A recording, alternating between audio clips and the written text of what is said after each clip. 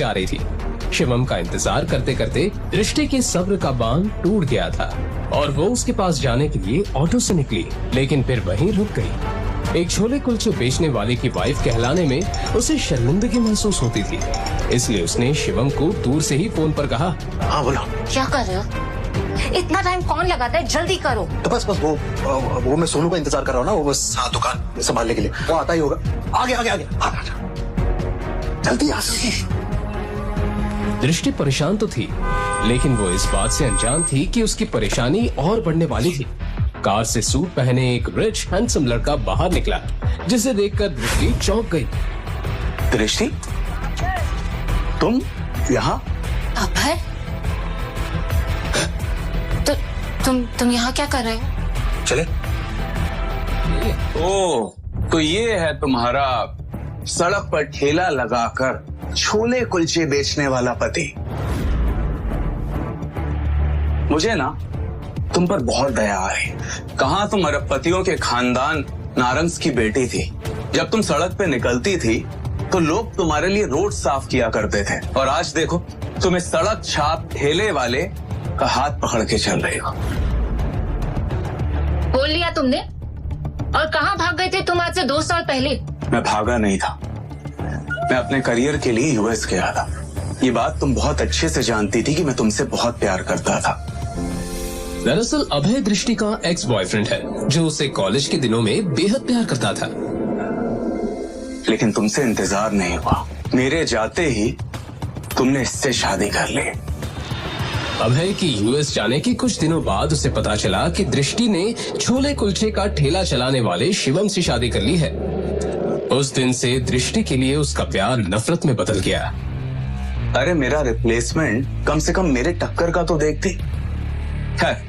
छोड़ो ये सब, तुमने ये नहीं पूछा कि मैं यहाँ इंडिया में अब क्या कर रहा हूँ?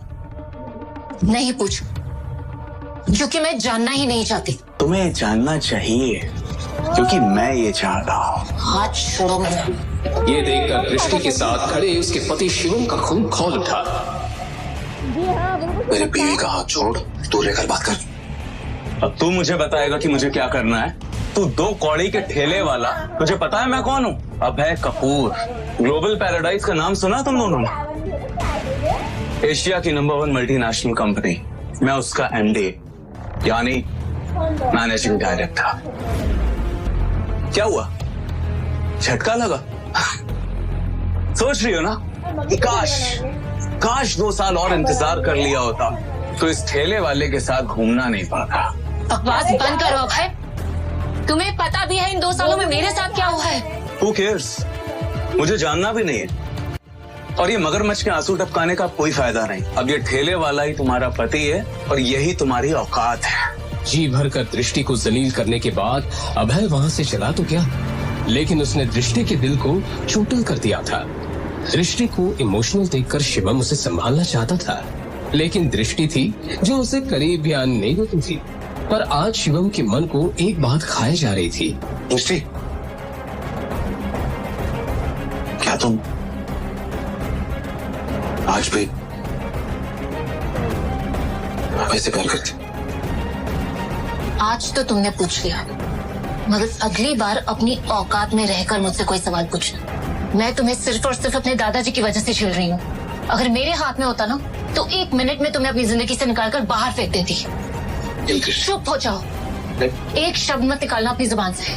तुम्हारी वजह से मेरी ये हालत है कि मैं 1-1 रुपए के लिए तरस रही हूँ, वरना नारंग मेंशन में क्या क्या ऐशो आराम नहीं थे मेरे लिए।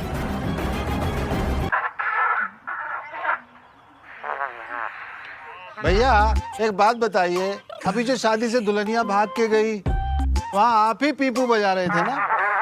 भैया मजाक काहे कर रहे हैं, पसीने में हो गए सारे। रामापा, चलो साथ में बजाते हैं गर्मी की बैंड। अब सुर छोड़ो, इसे सुर करके पियो। वातावरण में बदलाव की खबर आ रही है। 50 में 5 गिलास गर्मी खल्लास। स्प्राइट घटक ठंड रख। ये सुनकर शिवम चुप हो गया। और उसने मन ही मन अपने आप से कहा, तुम फिक्र मत करो दृष्टि, जिस दिन मेरी असली सच्चाई सारी दुनिया के सामने आएगी उस दिन सबके पैरों तले जमीन खिसक जाएगी। तब मैं दुनिया के सारे ऐशो आराम तो क्या सारे चांद तारे भी तुम्हारे कदमों में बिछा दूंगा। ये मेरा वादा है। शादी के 1 हफ्ते बाद भवानी नारंग की मृत्यु हो गई। पूरे परिवार को बड़ा झटका लगा। नारंग परिवार में शिवम को भवानी नारंग के सिवाय कोई पसंद नहीं करता था। वो चुपचाप खड़ा सब कुछ देख रहा था।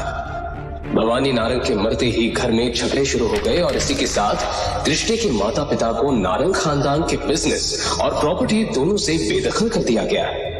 शिवम को बुरा तो लग रहा था, लेकिन वो कुछ कर नहीं पा रहा था।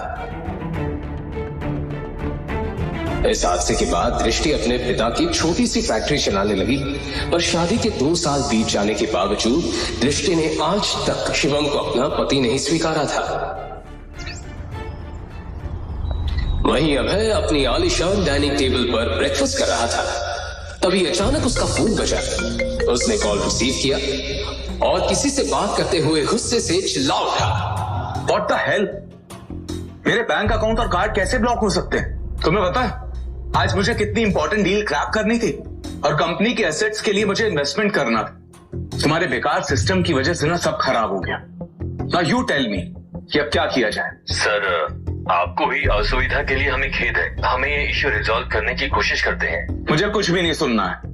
कल तक अगर ये सब ठीक नहीं हुआ ना तो मुझसे बुरा कोई भी नहीं होगा। ये बोलकर अभय ने गुस्से में फोन काट दिया। यस यस मिस्टर प्रदीप, मैं बस पहुंच ही गई हूँ।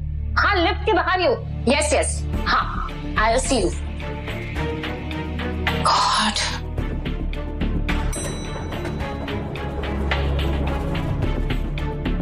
ऋषि, तुम इतनी सुबह सुबह मेरी सोसाइटी में?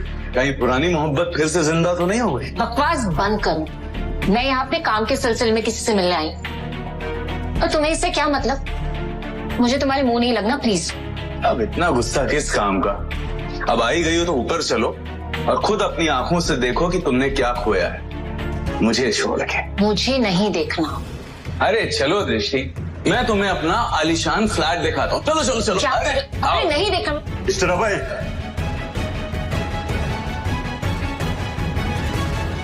मिस्टर अभय, आपको हाउसिंग कंपनी से नोटिस देना है।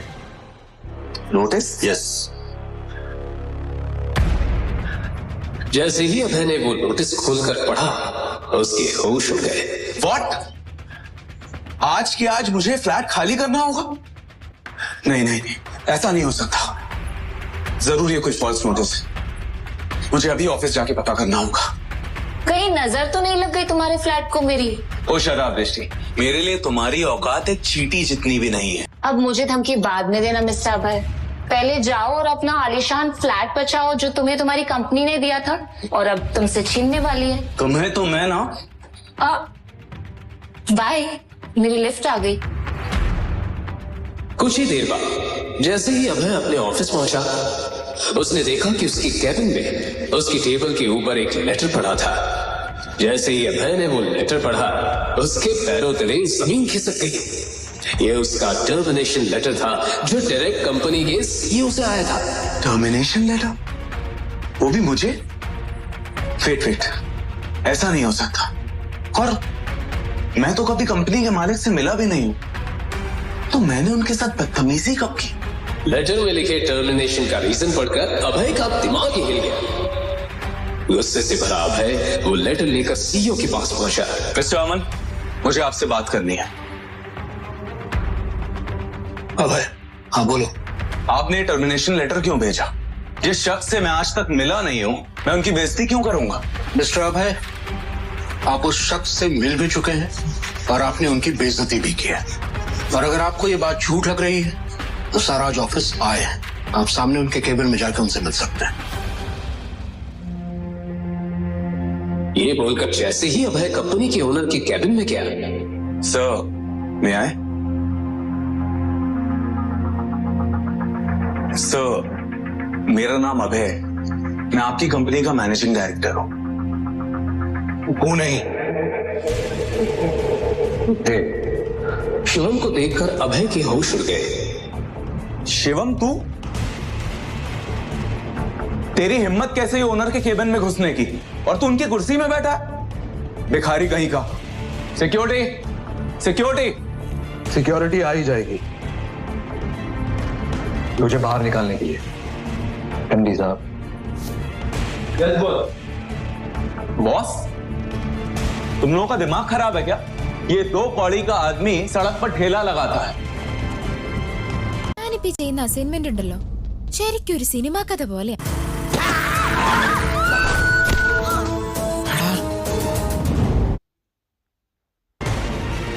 तो ठेला लगाता भी हूं और इस ऑफिस को चलाता भी हूं, और इन दोनों के लिए टैलेंट चाहिए जो तुझ में नहीं। सिक्योरिटी, इसे बाहर निकालो और आज के बाद ऑफिस के आसपास दिखाई नहीं देना चाहिए। ये sir sir sir sir sir please मुझे माफ कर दीजिए सर, प्लीज।